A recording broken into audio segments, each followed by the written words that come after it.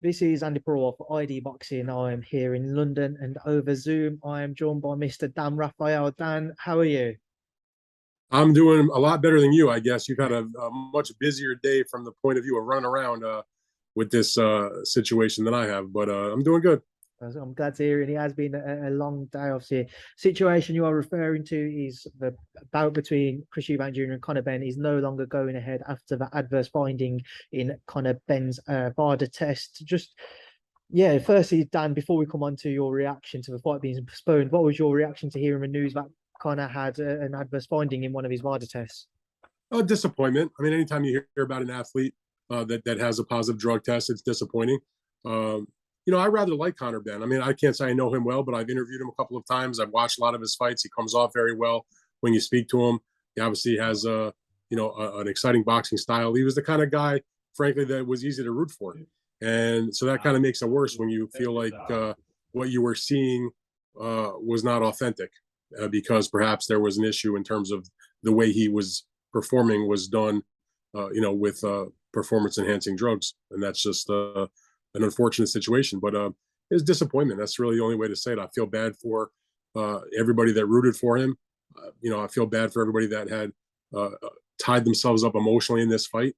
I feel bad for Eubank, who's been trying to, go through this whole process where he was trying to, make an unnatural weight for himself to have this fight go forward. Certainly for everybody else involved, maybe everybody didn't act perfectly, whether when it comes to the promoters, but at the end of the day, they're taking a big financial hit on this.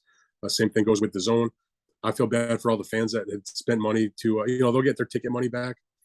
But as far as folks that maybe had to buy transportation or hotel rooms or that sort of thing, it's just this affects a lot more people than just Conor Benn is the point.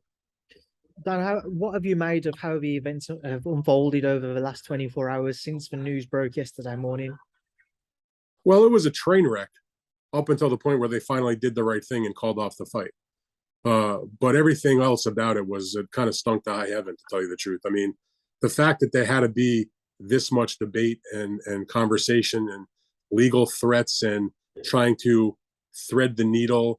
Well, he didn't fail the UCOD test. He only failed the Vada test, and UCOD doesn't recognize that. To me, that's all a lot of bullshit. I mean, I will paraphrase Eddie Hearn himself, who in a YouTube video that's making the rounds on a previous test situation said what we're all thinking, and except he changed his mind for this one. If you're going to spend the money and hire Vada to do the testing, why aren't you going to accept the results regardless of what UCOD is doing? And that's just the bottom line. You can't have it both ways. So, I don't wish anything bad on Matchroom Boxing or DAZN or Wasserman Boxing or anybody involved with the fight.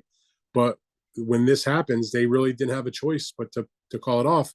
And so I was, not surprised, but disappointed that they tried to thread that needle and jam it through. And in the end, cooler heads prevailed, even if done so because of outside forces. They really had no choice but to call this off. I think they called it off, but I don't think they wanted to call it off. Obviously, they would have been just as happy to have this fight go through under those circumstances, which frankly, in the short term, this is a disaster for everybody.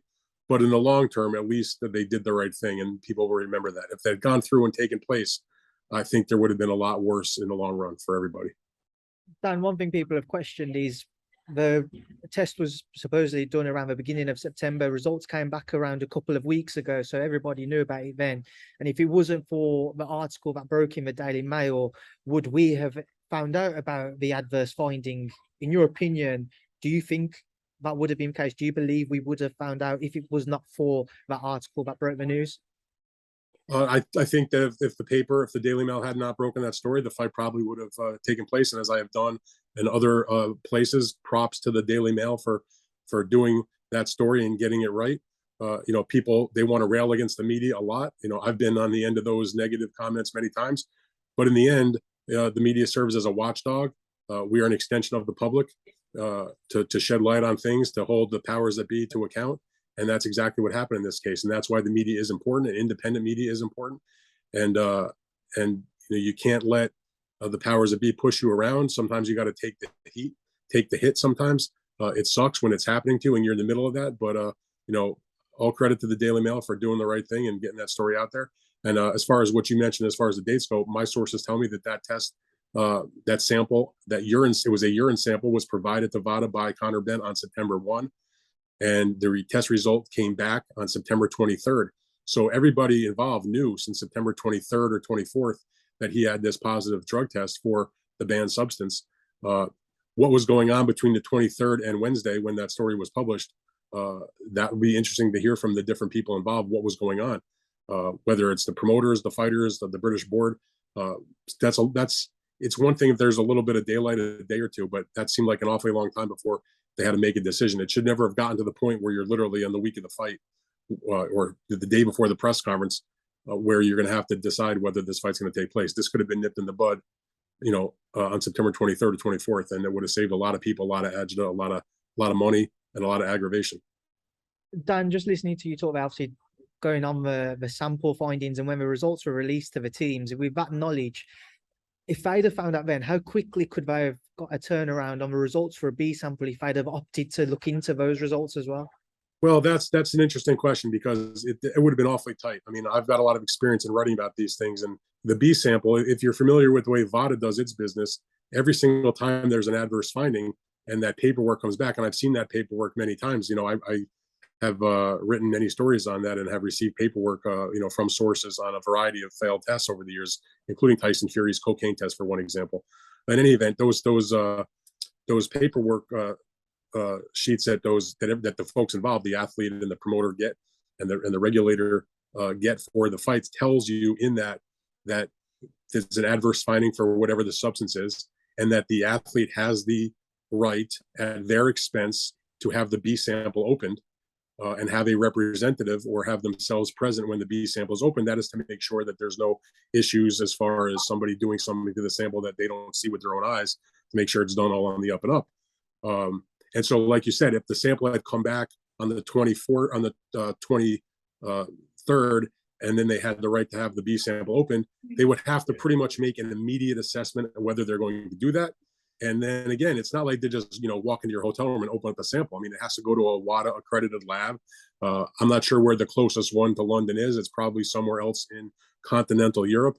How quickly that lab could perform the test, it's not like this test is the only one that they would be doing. It depends on how many substances they have to test for, because there's different levels of testing within Vada.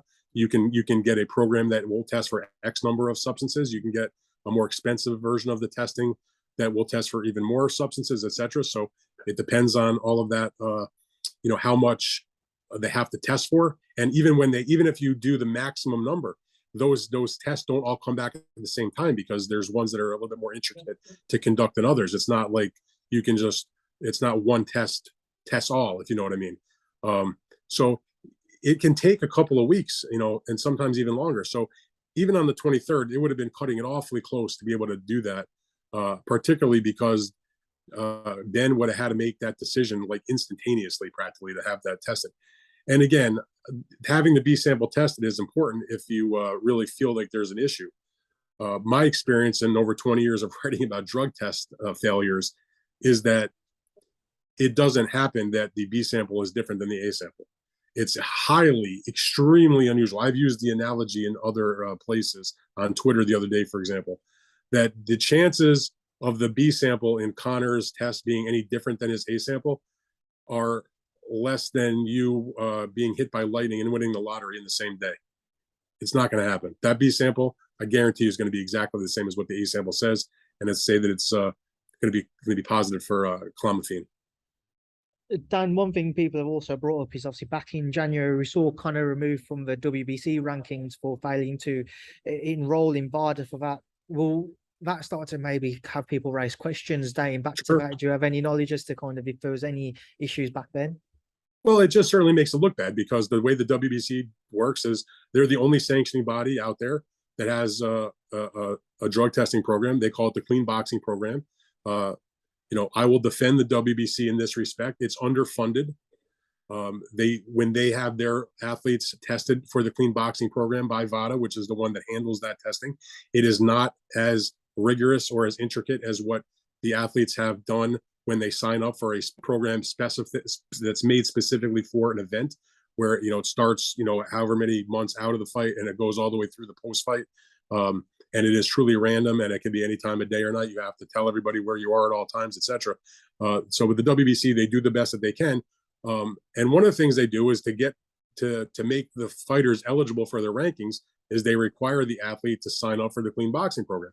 And there have been times where several athletes, for, you know, some that are honest mistakes, some who are other more nefarious reasons, don't sign up. And when that happens, they're given a deadline. And if they're not showing proof that they've enrolled in the program, they get dropped from the WBC ratings for, I believe it's for 6 months. In any event, Conor Benn was one of those fighters that back in January, as you mentioned, did not enroll in the timely fashion. I'm not going to tell you it's nefarious, and I don't know if it was an accident, but at the end of the day, he wasn't enrolled, and they dropped him from the ratings. Now, my understanding is he finally did re-enroll at some point, but it's certainly, given what happened with the test result coming out this week, that he had been bounced from the program in January for not signing up for it. It has to give you pause. You know, I'd like to hear Conor Benn's explanation for that. And before I give you my view about it, I'd like to hear what he has to say, but it certainly looks bad. Dan, just a final one on it all. How do you expect this to play out moving forwards? What do you expect to happen in the coming weeks or a month ahead? You know, I really don't know what to say about that because, you know, Eddie Hearn, he does make the valid point that Conor Benn is not suspended by the British board because he did not fail a British board test, which would be conducted by UCOD. He did apparently pass the UCOD test. He just failed the Vada test. So do they just let Conor Benn off and they can just, you know, take a couple of weeks and make a new fight or reschedule this fight? I mean, Eddie's statement along with Callie Sauerland in terms of announcing the postponement of the Eubank and Benn fight said they're going to explore their legal options because they feel like the way that it was not done properly. But because of the time constraints, given that the fight was supposed to just be this weekend, they didn't have enough time to sort of litigate it at that moment, and they'll reserve the right to litigate in the future. So I don't know what happens with Conor Benn going forward. As far as Chris Eubank goes, I mean, I know that he wanted to do the fight. He was willing to cut the weight, to come down to an unnatural level to make this big match. You know, he deserves to just be able to have some other fight. I suspect that if they ever do actually reschedule or do a new deal for this fight between Eubank and Benn, that probably Eubank will have some other fight. He didn't do anything wrong. He shouldn't have to be punished for it. There are other fights he can have that will be attractive fights and that could, you know, certainly pay him a lot of money to get in the ring. But we'll have to wait and see. I think it's nobody really knows right now. It's a very cloudy situation. I'm not a mind reader. All right, Dan, we will leave that there now and leave it obviously enjoyable. I'm going to say evening. It's midday for you, or around 3-4 p.m. In the afternoon. It's obviously evening time here, but I appreciate you doing this interview. Thanks for speaking to me in Idea Boxing, and I'll catch you soon. All right, Andy, you bet. Anytime, my friend. Appreciate it.